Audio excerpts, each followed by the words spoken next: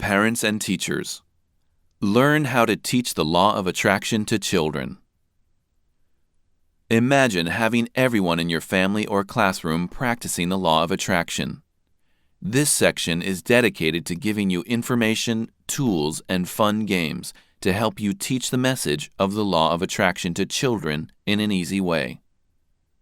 When teaching adults, it is common to use words like manifestation, vibrations, synchronicity, serendipity, and coincidence.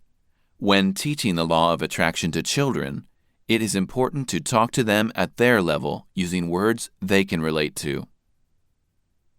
Tip number 1. Keep your words simple. Instead of using the word vibration, use vibes. Recently, when asked to speak to a group of 10-year-olds in their classroom, I decided to begin my presentation by using a word they could relate to. My question to them was, "Can you give me some examples of negative vibes?" I used the word vibes in place of vibration. The students quickly waved their hands in the air. These are some of the examples they shared. When my mom doesn't have her coffee, she has negative vibes. When my parents fight in the house, I can feel negative vibes. When I see a bully at school, I feel negative vibes. Being in a scary building that's dark gives me negative vibes.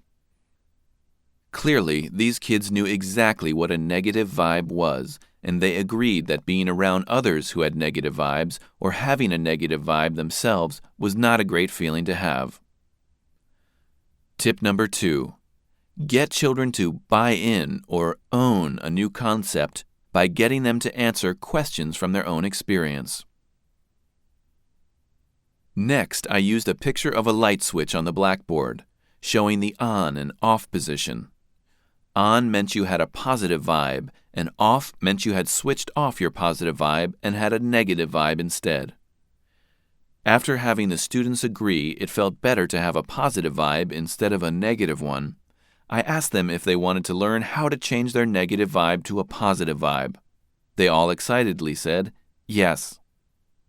I asked them to write these 3 words down in their notebooks in big letters: don't, not, and no. I then explained that when we use these words, we feel negative. I asked them to give me examples of when these words were used in their lives. You can bet they had quite a list to give me. Here are some examples. Don't be late. Don't get your clothes dirty. Do not run in the halls. Don't leave your coats on the floor. No bullying. Don't play ball in the house. Don't eat or drink near the computer. After making a list of all the examples on the blackboard, I suggested we read them together out loud. They all agreed that just saying the list out loud did indeed feel negative. In other words, I proved the point and they agreed. In doing so, I had surfaced the problem, and next I presented them with a solution. Tip number 3. Kids love a secret. Choosing my words carefully once again, I told them I would teach them a secret way to turn the light switch from the off, negative vibe position to the on, positive vibe position. I intentionally chose the word secret because I knew they would treat it as something special and really want to remember it. They loved it when I told them that this secret was one that very few grown-ups knew, and that with this secret, they could change any negative vibe into a positive one.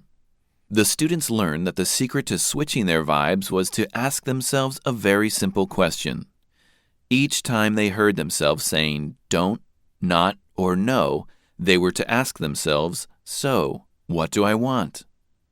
Revisiting their list of don'ts, not, and no's, we came up with a so, what do I want list. The students were eager to share their answers to this secret question. Don't, not, and no. Don't be late. Don't get your clothes dirty. Do not run in the halls. Don't leave your coats on the floor. No bullying. Don't play ball in the house. Don't eat or drink at the computer. So, what do I want? Arrive on time. Keep your clothes clean. Walk in the halls. Hang up your coats. Play nicely. Play ball outside. Eat or drink at the table. As I reviewed this list with the students, they all agreed that saying what they did want felt better than saying what they didn't want. By applying tips 1, 2, and 3, these students grasped the entire concept of changing their vibration from negative to positive, easily and quickly. I knew they'd be going home eager and enthusiastic to share this message with their parents and friends. So again, I reminded them they had a secret, and in order to keep the secret special, they needed to be gentle when telling others about it. This way, the next time their parents, siblings, or friends use the words don't, not, and no, they could gently ask the secret question, "So, what do you want?"